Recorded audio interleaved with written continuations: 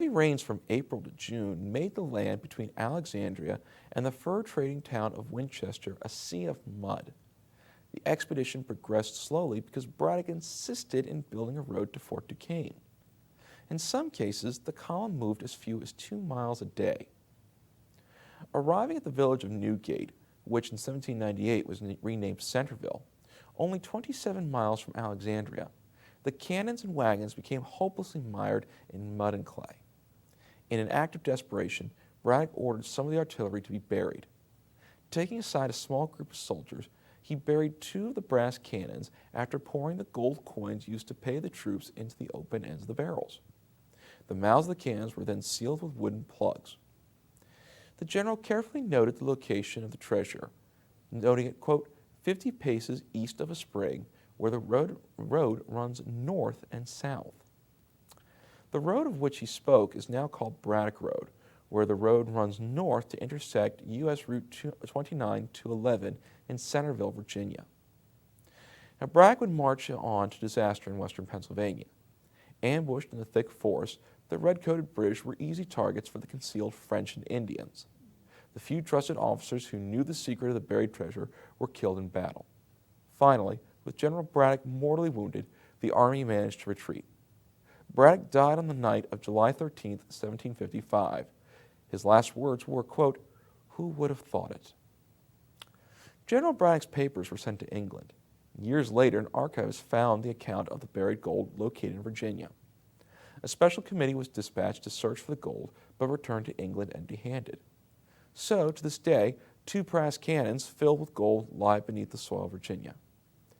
So here you have the legend of Braddock's gold. But where did it come from, and how true is it? Well, in 1982, Douglas Phillips and Barnaby Nygren wrote a monograph entitled An Inquiry into the Validity of the Legend of Braddock's Gold in Northern Virginia. Both men asserted that they were unable to find any reference to General Braddock's treasure dating before 1954, when the article A Buried Treasure by Charles J. Gillis appeared in the 1954 yearbook of the Historical Society of Fairfax County. The popular media was quick to take up the Gillis article, and numerous newspaper articles and book chapters have flowed from this original source. Problematically, the Gillis article cited no references. The Historical Society's commentary on the Gillis article at the time of its publication was, quote, "Mr. Gillis is a lifelong resident of Prince William County. Legends such as this are a most delightful part of our history." When Phillips and Nygren compared historical documents to the Gillis account, red flags immediately went up. The Gillis account, in many of its details, was not born out of Braddock's own orderly book or accounts of the time by his officers. The army seems to have made good marching time and encountered no inclement weather whatsoever. In short, there is no evidence to suggest that any difficulties were encountered where the legend suggests the gold is buried. Both men would next map out Braddock's line of march based on documents of the time, demonstrating that the column came nowhere near Centerville. All first-hand accounts, based on diaries, orderly books, letters, maps, and court records, show that not only are certain elements of the legend probably false, but also that Braddock's troops took a march route which never brought them within 10 miles of Centerville.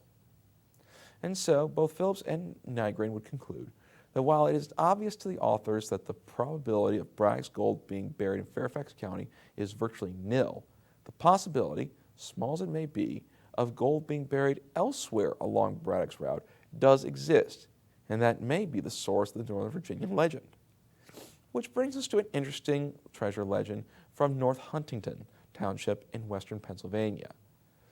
Now, during the time of his expedition into the northern Huntington area, General Braddock camped one evening with his army near what is now known as Circleville. Braddock requested that the men wait until after the battle to get paid, because a number of them would be killed. Therefore, he reasoned, there would be fewer to divide the gold. The men voted in favor of Braddock's plan. Braddock then suggested they hide the gold instead of taking it to battle, lest it fall into the hands of the French and Indians. And so the legend lives on another day.